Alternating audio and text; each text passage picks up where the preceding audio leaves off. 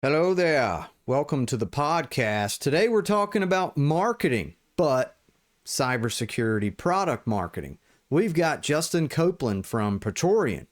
Here he is. He's got about 15, 16 years of marketing experience. 12 of those years he spent in the cybersecurity industry. He's worked for Praetorian, where he's at right now. He's also worked for Blackpoint Cyber, Coalfire, Cyderus, I'm not saying that right, forgive me, and Fishnet Security. Really cool conversation about marketing, what's working, what's not working, impacts of AI, all that good stuff. And we also talk a little bit about recruiting. So I hope you guys enjoy. Here we go. Welcome to the podcast, Justin Copeland. How are you? I am fantastic. How are you? I'm doing good. Excited to have you. Today we're talking about marketing, all things marketing. It's good because Justin happens to be in the cybersecurity space ever since 2015. And you've been focused in cybersecurity. Right now you're at Praetorian, so they're doing offensive security. We'll talk about them. But before we dive in, let's do the warm-up questions. What's your favorite movie? What's your favorite band? Oh, man, a warm-up question. That's probably going to be my hardest question, to be quite honest. So, favorite band, I'll start with that. You know what I'm getting into, though? I'm really getting into, like, classic rock lately. Okay. Creedence, the Eagles, the classics. Love it. I'm a piano player all my life, and so I enjoy a good Elton John. I'm not ashamed of it, So I like enjoy some of the, the Billy Joels, the Elton Johns, that kind of stuff. So that's me. Movie wise, What's the movie about Elton John? That was a good movie. Yeah, Rocket Man. It was kind of depressing, but it was also, it was real, It was, man. It was real. It's kind of like the other one about the guy from Queen. They've made some good movies about these guys. Yeah. Movie wise, seems like anymore the movies I get to go to are taking my daughter. So it, like, literally the last movie I saw, what was it, a couple weeks ago, with Inside Out. That's like the little animated Pixar thing. Like, okay, that's my world anymore. But no, oh man, that's a tough one. I go with the classics. If I'm feeling dumb, I go Dumb and Dumber. I go Napoleon Dynamite. That's my style. I'm not really intelligent in the movies. I love Napoleon Dynamite. Me and my nephews, we quote Napoleon quite often amongst each other. So there's a when the guy's sitting there at the computer, it's like Napoleon's brother or cousin, or something like that. Yeah. And he's chatting on the internet with some girl. There's some recruiting memes that throw him in, because it's like, a recruiter just messaged me on LinkedIn. Things must be getting serious. What would be my favorite movie if it was based on just kids alone? Probably Polar Express. My kids love that movie. Really? Polar Express. Yeah, they want to. If you ask them, what do you guys want to watch? Polar Express every time. Really? Yeah, we've seen it 50 times. It's crazy. Oh my gosh. It's a long one too. It'll hold their attention for a long time. Right. Now, how old are your kids? I've got two girls. They're 9 and 12, I guess now. Was it dance or cheer they were into? Our world is dance, competitive dance. And I don't know how we got sucked into that world, to be quite honest with you. So yeah, we're just coming off of our dance nationals, traveled down to Florida. We spent 2 weeks in Florida. Sounds fantastic, but realistically, I was sitting in a convention center for 2 weeks. Didn't see the light of day. So, that's the world we live in. And I used to have hobbies. I used to play golf and do all that fun stuff. And now I just drive them to and from dance classes and, do the parent thing. Sounds like my future, because my daughter's in dance. Those dance companies, man, they're really good at debiting money out of your account. They're so good. Yeah, it's a second mortgage. That's for sure. My daughter's in swim right now too. We're going to swim meets, and she's actually an athlete, man. So I feel like I'm gonna have more cut out for me taking her places, because whenever they're good at stuff, you have to go. You have to. That's exactly right. I tell my girls, I'm like, if you don't have fun at this, I don't want to push it, for multiple reasons, obviously. But I'm like, financially, if you don't have fun at this, I'm going to go buy a beach house with this money. Like, but I think swim and dance are very similar, into where, as a parent, you watch them for their 2 or 3 minutes, and then you sit there for 2 hours until they go again. So it's a lot of hurry up and wait at these meets and stuff. Oh, But don't even you get know. me started. I wish they'd let the 6-year-olds, I wish they'd just let them go first, get all their stuff out of the way so we can go home. Isn't that the truth? Oh, it's awful. I don't know how they come up with the schedule for that. So, I'd love to learn more about your story. How did you get into marketing? And then at what point did you decide to specialize in the cybersecurity industry? Yeah, I kind of stumbled on it. I would say my love of marketing started all the way back in high school. I had a fantastic marketing teacher in high school, and she really turned me on to the love of marketing. And I participated in all of the clubs, the decas and stuff back in the day. Majored in it then in college, and really thought that I would combine that with my love of music and wanted to go more into the music business side of things. I started down that path and quickly realized that is not really what I wanted to do. And so I actually just stumbled. Back in the day, it was like, I don't know, a career builder or something like that, just an ad. And I got the job as kind of entry level marketing for a cybersecurity company. At the time, it was called Fishnet Security. Ended up having rapid growth. They were the largest privately held security company in the US. Didn't know it at the time. And that really set me up for success. We had this rapid growth. We combined with a company called Accuvant. And then today, that company that's combined is now Optiv. So I was one of the first marketing folk, if you will, as we say in the Midwest, at Optiv. That kind of spurred on just a career and love of marketing in cyberspace. The more you're in it, the more you learn, and went to a few others. Now I find myself 15 years later at Praetorian. So, and I'm the product marketing director here, and it's just really exciting. I've found a career in building is what I like to do. If I refer to myself as like building the marketing function of these rapid growth startup mentality type cyber companies. And so, yeah. You are a highly sought after warrior in the marketing department, my friend. Yeah, if you know how to build the whole thing from scratch. So, yeah, Yeah. kudos to you. What are some of the biggest challenges that the marketing department's facing right now? I think the skill set within marketing has really changed over the last couple years, really. We've really seen it. And that is the use of AI and the use of automation tools. And so the skills that we once had have to now shift into how can we best use technology to increase our velocity, and how can we gain deeper insights into competitive intel and customer insights and all of these marketing things to craft the perfect message for our go-to-market strategy. It all comes down to technology is just ramping up so fast that we have to adopt that technology fast to be able to keep pace with the industry. Yeah, tell me about it. Yeah, the tools that were working don't seem to be working, especially like some of what I'm finding, the email sequencing tools that Yeah. we could rely on to generate leads. We spend a lot of time building these campaigns, and then you wait for the sequences to play out and you respond like, hey, here's a client Yeah. meeting, boom. And now I feel like the messages are getting delivered, but none of them are getting opened.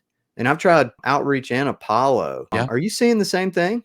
Yeah. I mean, the rules are constantly changing on, filters and what can't be done, AI detection. I mean, the list goes on. So yeah, and that's kind of back to the skill set thing. It's kind of the constant learning, constant adjustment. You got to almost be this agile approach to marketing now, because take, Google AdWords is a great example as well. The rules change. And so adapting of what keywords trigger certain responses and that kind of thing. It's constant. We got So to yeah. talk about wordsmithing too. But yeah, about like the email, deliverability stuff. Cause I signed up for Apollo and it's going through this checklist of things you got to figure out for your email domain. You have to go into your DNS records and set up stuff that you never even heard of, your CNAME, DMARC, whatever. And I'm like, man, I feel like I'm a systems administrator here. Yeah, it's a Are there any crowded like top market. secret things you've learned recently about how to increase your deliverability of emails? It's funny. Yesterday, I was talking to a CMO of another company, and we were talking similar about this, kind of in a nutshell, about the use of bots that companies are using as auto respondents.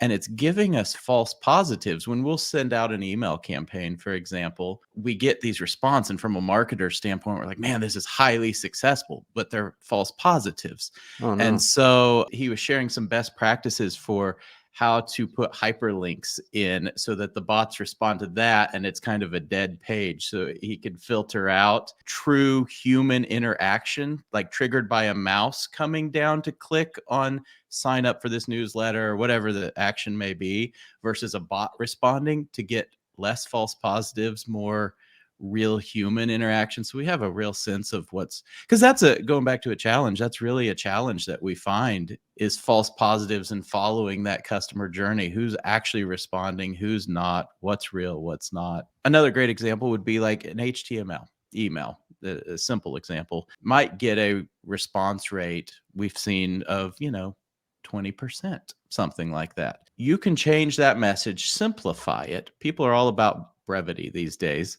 Simplify it to a plain text message, 2 sentences, high level. We recently did something like that, and we saw an 80% response rate. Now, that's an extreme example, but what I find fascinating from the product marketing side is you can take a very similar message with the exact same call to action in a lot of cases, but depending on how you deliver that message can greatly swing the response and conversion rates one way or the other. Yeah, I've heard that there are some really popular podcasts out there that will A/B test over 200 different thumbnails Yeah. and pick the one that's getting clicked on the most.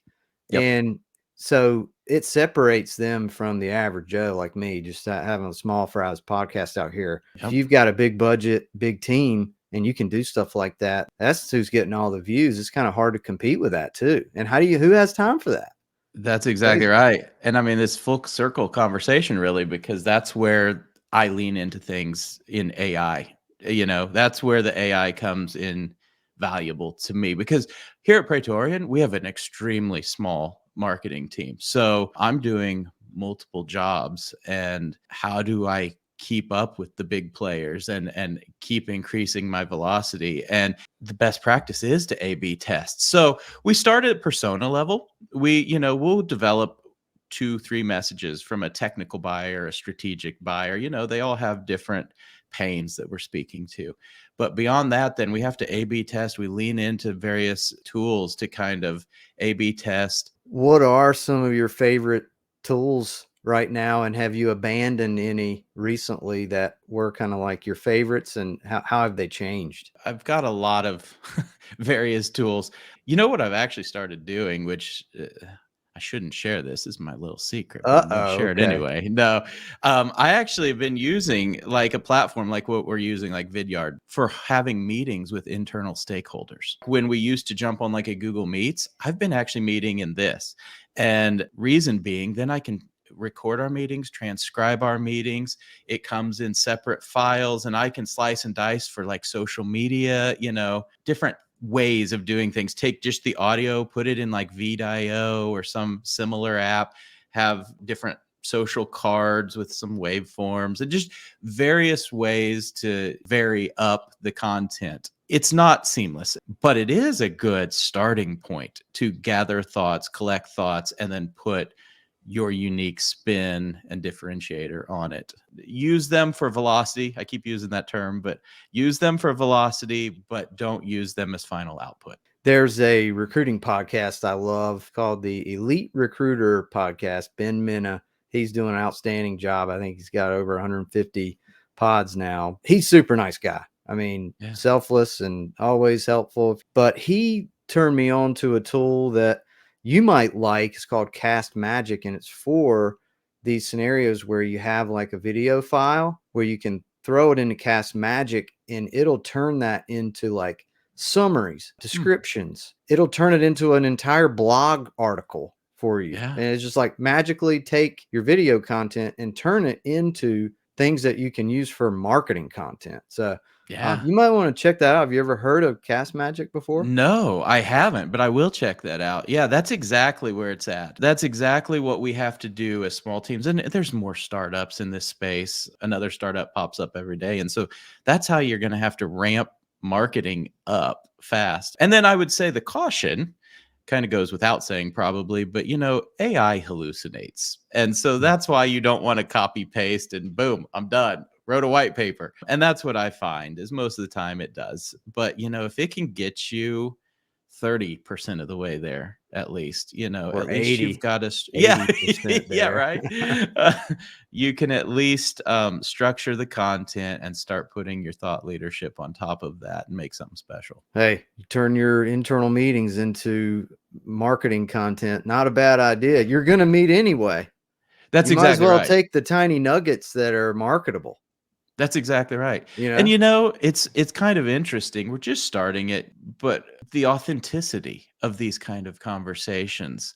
Marketing had the trend of being polished, and we still do a fair amount of polished content, get agencies to create videos and stuff. And those are all very useful as well. Not knocking them at all. But I think there's a good mix sometimes where just the authenticity of having a security engineer conversation for 30 minutes, there's just a wealth of information and knowledge that you gather just by chatting with those folks, and then sharing that with your industry kind of sets you up as a thought leader in some ways that you don't always we always protected from behind the scenes. And I think showing a little bit of that isn't necessarily a bad thing. Yeah, people, I think they're going to like revolt against all the bots and the automation for real, genuine, raw content because Yeah. it's going to be so hard to find it Yeah. with all this AI generated stuff. So you've been focused on the product marketing side now since 2021, it looked like. And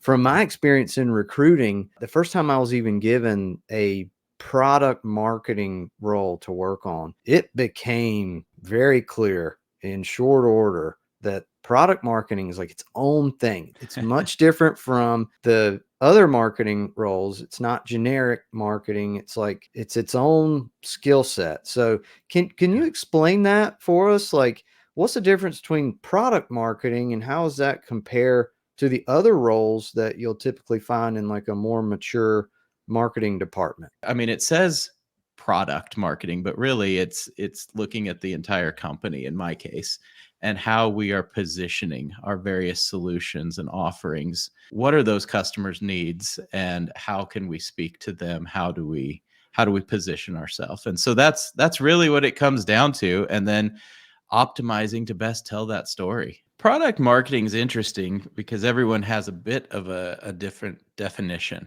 of it. In some sense, it's a jack of all trades. I think you have to know enough to be dangerous in the demand gen side, the digital side, the copywriting side. At the end of the day, it really comes down to understanding your customer, their problems, positioning your product as a differentiator, how you meet those problems and can assist them, and really just tell that story. The other side of that is really internally sales enablement. And when you get to a larger organization, these are all split out separately. But in my case, it kind of all falls under product marketing, where I'm in lockstep with our sales team, provide the collateral they need, support these sales conversations. So it goes from website to sales calls to building the collateral to you name it.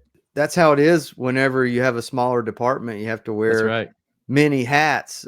Some of the bigger companies, they'll really segment it down where the They do. product marketing folks are, it's like a niche thing. You get to be a more well-rounded player whenever you're at a smaller company, I guess, right? That's exactly right. Now, if you're talking, I've been part of larger organizations such as, Coalfire and Optiv early on. Product marketing there was a lot different than here, in the way of we were hyper focused on customer segmentation, building like our competitive analysis, competitive intel, crafting specific messages based on the competitive intel, building the the kind of the value house messaging per offering, and really got to dive in much, much deeper. Kind of varies company by company, I think. Have you found ways to personalize your messages? Because I feel like that's the way to get responses now. Everything has to be hyper personalized, and then you use kind Yeah. of AI to help you do that using tools like Clay. I tried to look into Clay. Clay just, it's the whole thing's just over my head. You got to be like a VBA developer to use Clay. But yeah, have you found any Yeah. successful ways to personalize your outreach? Yeah. Yeah. So, I mean, at the very highest level, we build personas. The overly simplified version is you've got your strategic buyers and you've got your technical buyers and you've got your end users. So, the strategic buyers, the C-suite, the VPs, they have their own set of concerns of moving the business forward in a strategic direction. Whereas the technical buyers, they're the rubber hits the road. They're wanting to know, like in cybersecurity case, they're inundated with noise and alerts, and how can they stop chasing false positives all day, those type of things. And what's our tool going to do for them? We approach the message that way, just knowing what their concerns are. Then we can segment out by, for example, industry vertical. C-suite of a healthcare organization is going to have much different needs than a C-suite of a manufacturing company. And so healthcare may be highly focused on compliance at the moment, whereas manufacturing, it may be a CI/CD pipeline or, supply chain pipeline. There's thousands of ways to slice and dice it. But really what it comes down to is focusing on the customer need, the problem they have, their pain points, and speaking to that. And that's got to be hard because there are so many cyber companies out there. More startups, EDR, MDR, the offensive security side Yeah. that Praetorian's playing in, pen testing services. What is the differentiator Yeah. for Praetorian? Yeah. Praetorian is an exciting company. You've heard the saying, it's not a matter of if you're going to be breached, but when. And, we don't necessarily agree to that. Praetorian is an offensive security company that really helps companies focus from moving from more of a reactive state, a defensive reactive mentality, to more of a proactive, like prevent breach approach or mentality, if you will. We do that by, we say we bring the hacker's perspective in every engagement. So that includes our creativity. What are the latest TTPs that hackers are using? And we really try to find those exploitable risks within an organization and remediate those before they have a chance to be exploited. So we have a suite of professional services, red team and attack path mapping and penetration testing, and we do all that. But then what we've done with our platform, Chariot, we've tried to simplify security. When we looked at it, organizations build entire tech stacks to really achieve two things, and that's to discover assets and to identify risks. But they're going out piecemealing these solutions to put a tech stack together. And what happens is they're siloed, they're not talking to each other, they don't have the context that's needed. So what we've done with our Chariot platform is we've combined attack surface management and breach and attack simulation, continuous pen testing, threat intel, all kind of into one unified solution that works seamlessly with each other. And we call it CTEM, which is kind of a new Gartner term that people are moving to, which is continuous threat exposure management. And so this platform just allows us to enable that entire process. CTEM is an interesting thing to be watching in the security space, because traditional vulnerability management, you schedule your pen test, you schedule your one-off engagements or your scans or whatever.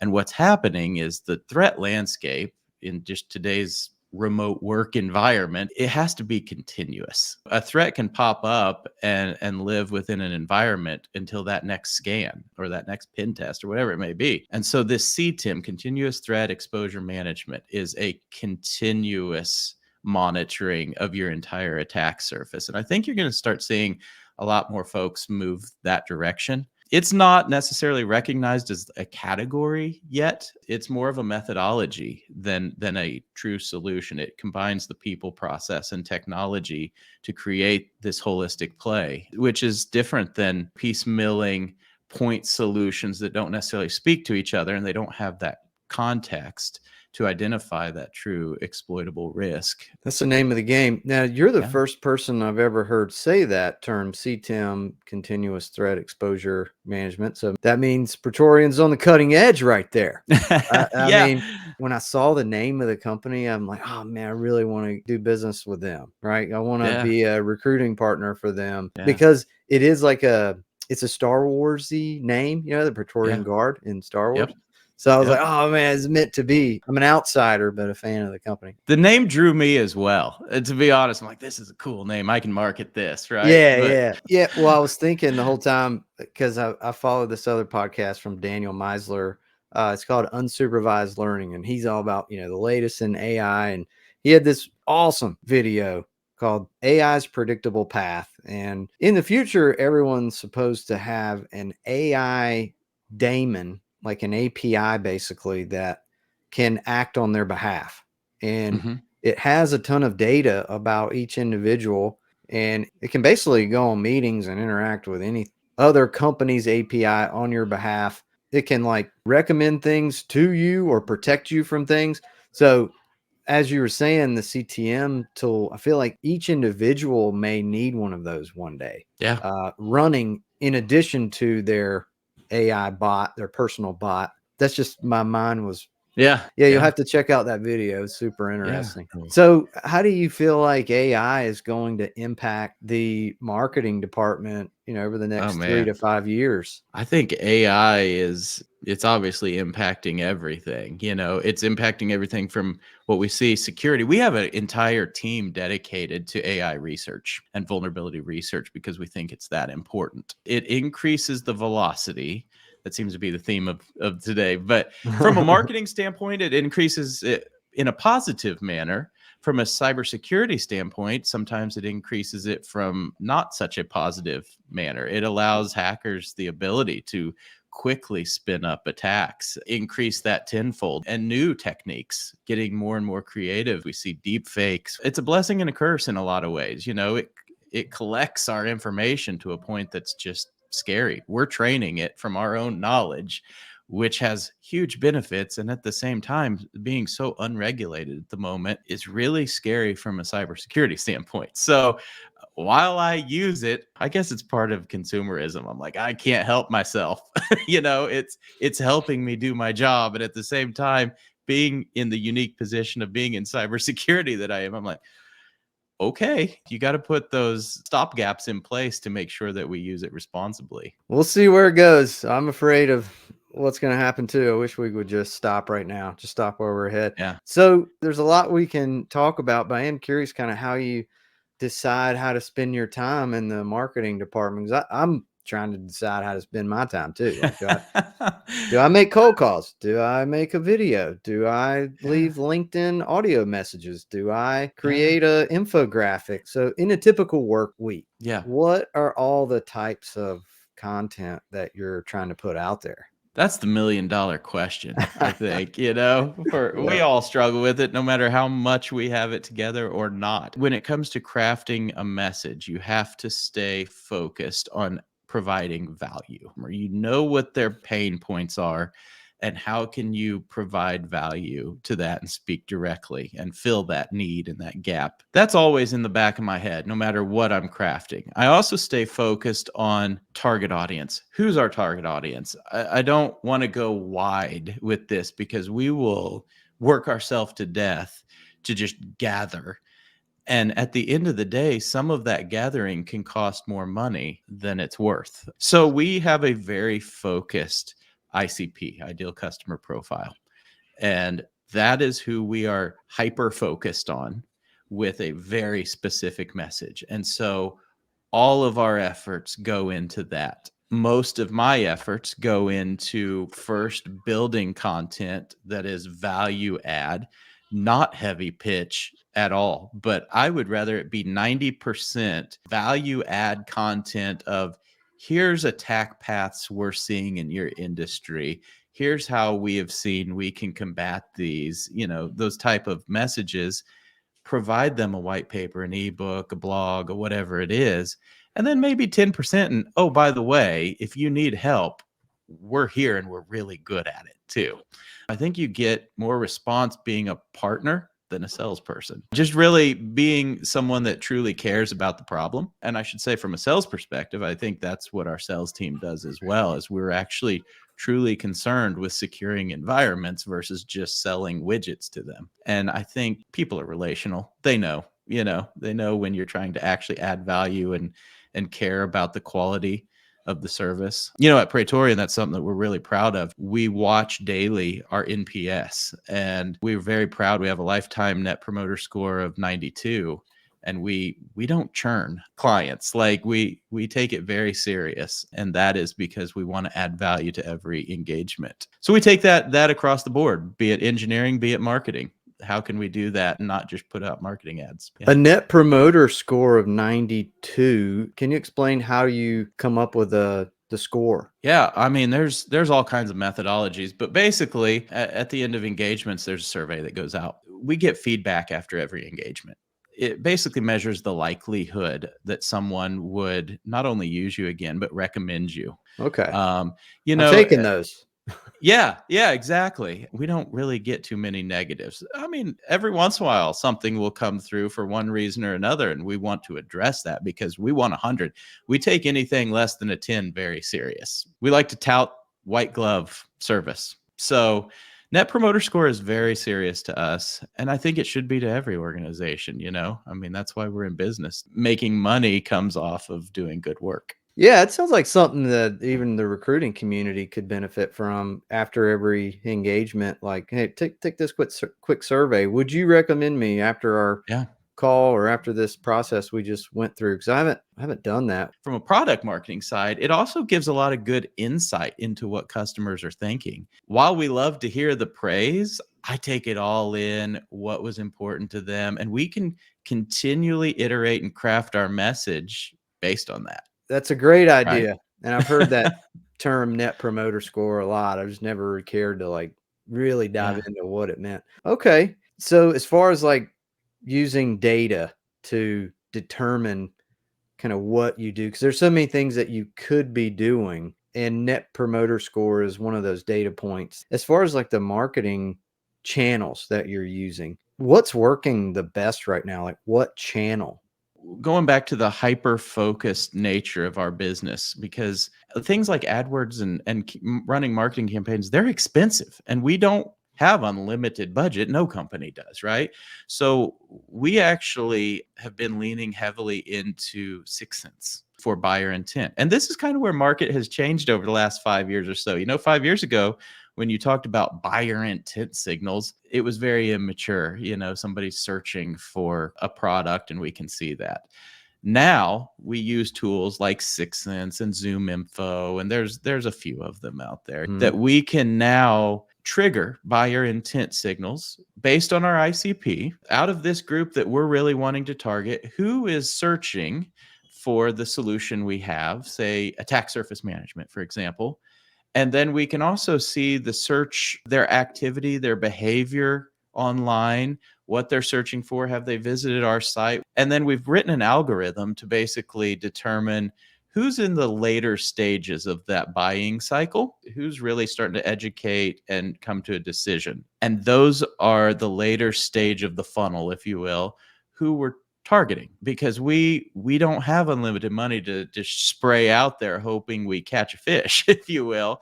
We want to give a direct message to those that are actually looking and spend our dollars there that, hey, we have a solution for this. That's really where we're leaning into the technology and some of our own algorithms that we've written. I've never run an ad before. It's a deep, dark hole.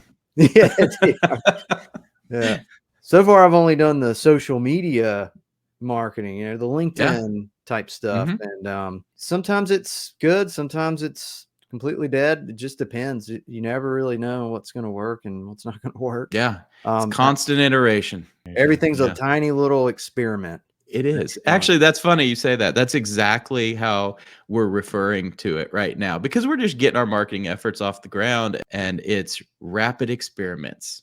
You succeed, fail, adjust, move on. It's kind of like when we're approaching it. We're a company of engineers. We're approaching this marketing experiments just as we would like application development, sprints, if you will. and you learn, you adjust, you move on. There's probably no other way right now Yeah. to do it. If you're Yeah. not willing to adjust and change and be agile in this market, then good luck. You're going to get left behind. In terms of just the email stuff, I guess how much time do you spend wordsmithing emails? Probably not enough.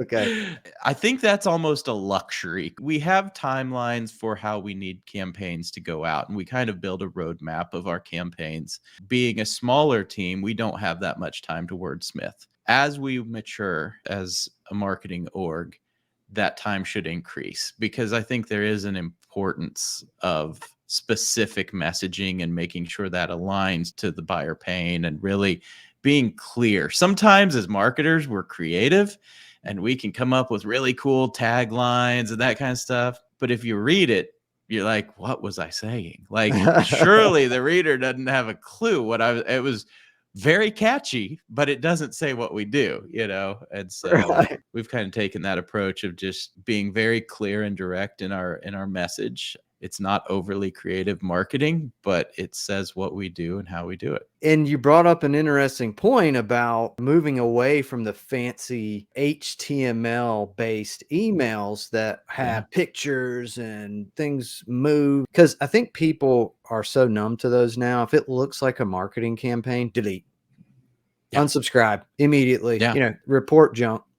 Yeah. And it doesn't matter what it is. If it just even if it would be the perfect product for them, as soon as it looks like it's a marketing campaign, it's going into junk. So the more that you can look like a personal email and almost like a text message style email, right? The shorter, the better, in my opinion. I couldn't agree with you more. Simple language. 5 years ago, we as marketers, I can tell you personally, just like self-conscious about showing my knowledge and like I can be a security guy too. It turned into rambling emails. If I read that back as the consumer, I could care less how smart you sound.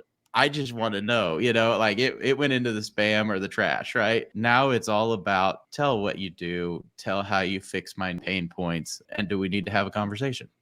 That's it. It is hard though, whenever you're writing some type of campaign, like they say, you're supposed to focus on the problem. Yeah. What is the problem? Spend all your time talking about that, and then whatever the value you can add, and then the call to action at the end or whatnot. It is hard to do that. It's hard to do that in recruiting. I know, because it's like the problem is right now, you're not able to fill this job. That's not a problem right now because there's so many candidates on the market. Yeah. Especially in tech.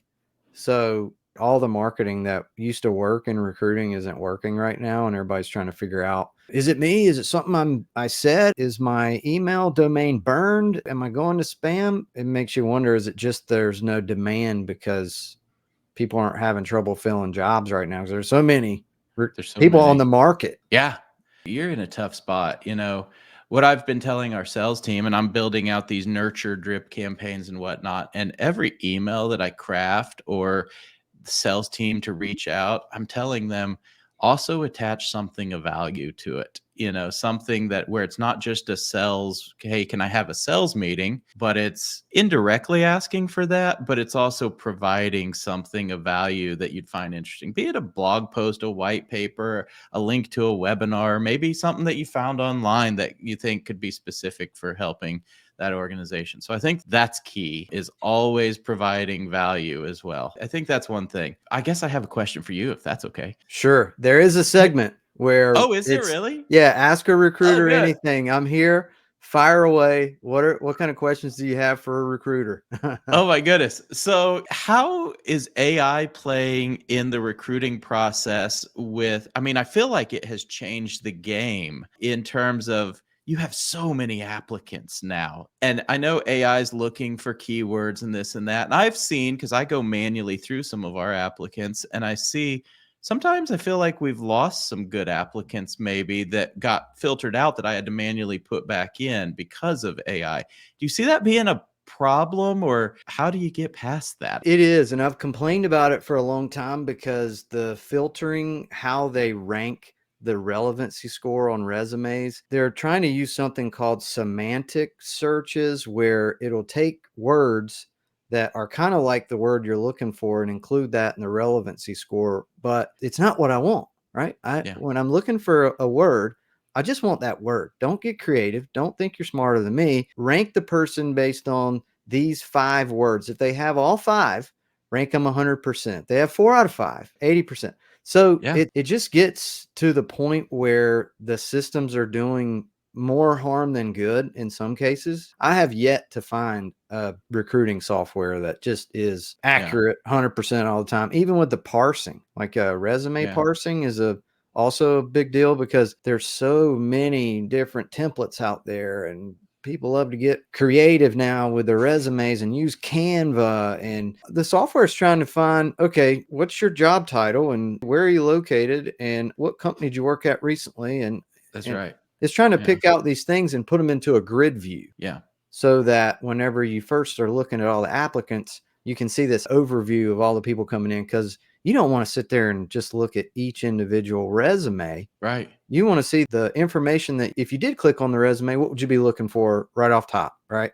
Yeah. And it's trying to parse that. Well, the more creative you get with your resume, the harder job it's going to be for it to get that right. So the wrong information is going to populate into the grid view field, and then you're going to get rejected. So use a boring resume. And I kind of wish the software would dumb itself down to where it's not trying to use semantic anything. That makes a lot of sense. And, I mean, I use the word context, and that's something we speak a lot at Praetorian. I'm bringing it back to security for a second. I think while we live in different worlds, we have a similar problem. In cybersecurity, folks are looking at their assets and their vulnerabilities, and they have a risk score. And however they determine their risk score, and then they prioritize. These are high, medium, low, and that's how they prioritize what vulnerabilities they patch and fix. But without context, and that's kind of Praetorian's message, without that human element of saying, that's not really high because this matches this, this, and this, or you're using this in your business in this specific way.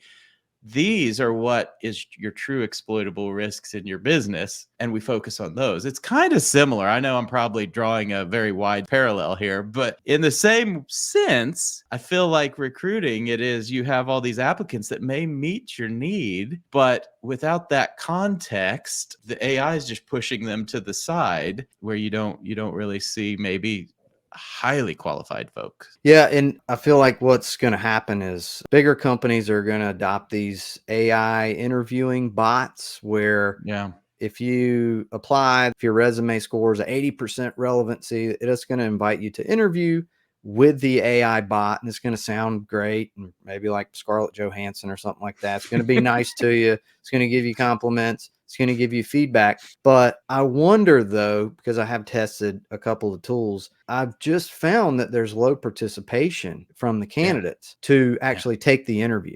They're getting invited, but they're like, oh, this is an AI interview? Nah, because it's the same thing with customer service calls, right?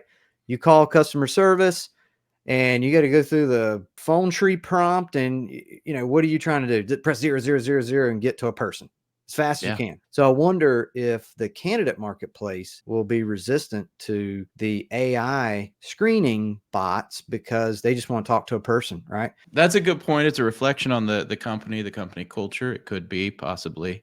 And it's also like, especially in my world of technology, I know I call myself the least technical person at the company, but even I know basics of how to hack some of these prompts of AI to possibly move on. So how much can you hack technology to move on in the process where some of the candidates don't know how to do that, but they may be more qualified, So it's turned into a bit more of a game where those savvy in technology can win sometimes. That's not necessarily a good thing. Yeah, we were joking the other day because especially in the software development community, when you look at the resumes that apply, they're just oceans of keywords that are highlighted. It's just keyword city, bullet point city, and they're just trying to trigger the relevancy score to say, ding, ding, ding, this person's a fit.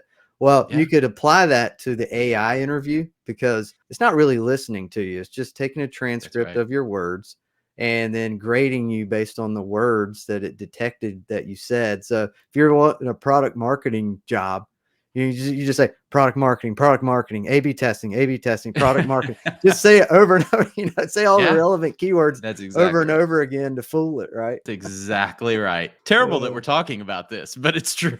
Recruiting to me is a fascinating kind of field, really, because the job market is what it is. Like, I know so many folks looking for jobs right now. It's just flooded. You're lucky if you have a job. I don't take that lightly in any way. And so, yeah, I don't know. Do you have any tips that help candidates stand out?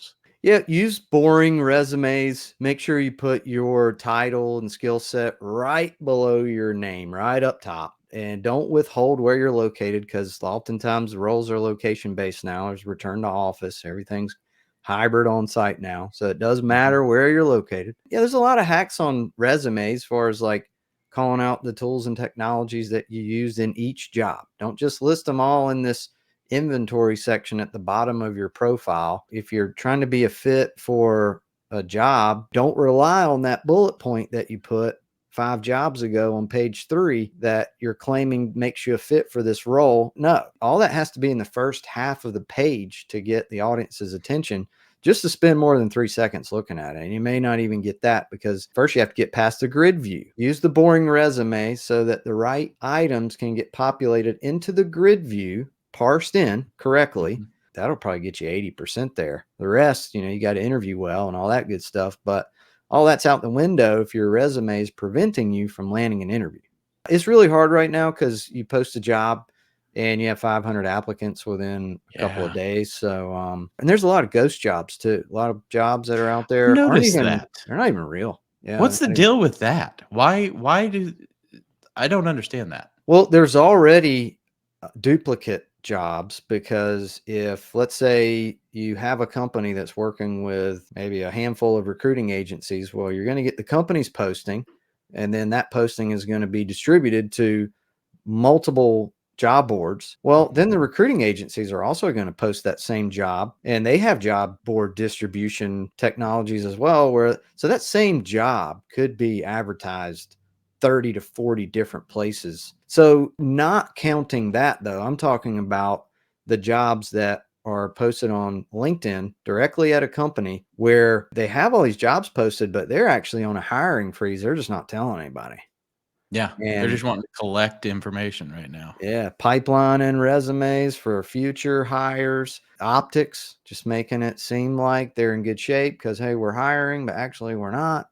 Yeah. But it looks like we are. I've also seen companies that may be on a freeze or something, but they want to go ahead with the interview process. Do you run into that where then they just draw out the interview process for 3 and 4 and 5 months, to the point it's unfair to the candidate who's needing a job, emotionally getting their hopes up, at some point, and they just keep adding to the process just to drag it out until the freeze lifts. Is that anything you run into? Yeah, I've seen that. The worst is whenever they interview because they're not super confident that the person that they could promote is ready. Yeah. So they're like, oh, we better hire externally. And then after they kiss a lot of frogs and waste a lot of people's time, they just decide to go ahead and promote that internal employee. And good for them, right? But they should just give people a shot sooner than to just go through this whole like A/B testing of candidates, pretty much. I mean, they're like, they're going to test the market, see who's out there. There's really no urgency to hire, right? Because the person may even be doing the job right now as like, maybe they're not the manager, maybe they're the lead. Yeah. And they're functionally doing the job. So yeah, I hate that for people because it does waste a lot of people's time. What about LinkedIn? I've heard different rules. I don't know what's the standard. At one point it was like, oh, don't add a lot to each job description. Other people say, oh, add all kinds of add every detail to every job that you've had. Do you have any advice? I know LinkedIn is obviously a massive recruiting tool. What triggers LinkedIn? Any best practice advice there? Yeah, LinkedIn's the most important place to be if you're looking for a job. You need to use every single feature that LinkedIn has to your advantage. And yeah, I would put all the content that's in your resume in your LinkedIn, because all that stuff's searchable. Yeah. And so almost make it your resume in some sense. It's just as important in a lot of ways. Yeah, I would almost argue that it makes more sense just to keep your LinkedIn profile updated and then download your resume from LinkedIn when it comes time to look for a job. Yeah, that's a good point. The last 2, 3, 4 companies I've been with, we're looking for a candidate. We're going to go to LinkedIn. Or if a candidate applies, the first place I click as a hiring manager, there's a button for LinkedIn, hyperlink, boop, I see their LinkedIn. Always check it out. And that goes with all social. I guess my advice as a non-recruiter, though, is be careful of all social channels. I mean, I've had some unique instances where I'm like, oh, gosh, I'm not sure I want the activities associated with this company. Like everything's online, we'll say that. Yeah. Yeah. Sometimes I wonder if things I'm putting out there are doing me favors or, hurting me a little bit, but all you can do is be yourself. You know what I That's mean? right. You either got to deal with the pain of faking it or deal with the pain of being yourself and getting ridiculed from it. It's a good way to be. That's a good way to be. Well, hey, man, it's been fun talking to you, and I hope we can you too. do it again. I can't wait to put this out, and I feel like a lot of people are going to get value from it, especially other people in the marketing space and maybe other folks that have recruiting questions and all that good stuff. Yeah, well, let me know how I can help, and it's been fun. You just let me know whenever Praetorian needs to hire in the marketing department. I'll be there for you, man. I definitely will. Yeah, we are. It's literally myself and one other right now. Oh, wow. Okay. It's me, and I have a counterpart that is demand gen. That is it. One of our core values is 10x, not 10%, meaning we need to do 10 times the work to stay ahead. A lot of companies hire out over their skis, and then I think that's partly why we see layoffs sometimes. And I really appreciate Praetorian is the exact opposite, where we are very conservative, and we all, from every side of the organization, work so hard, every person, but we're thankful to have a job. We're conservative in that way.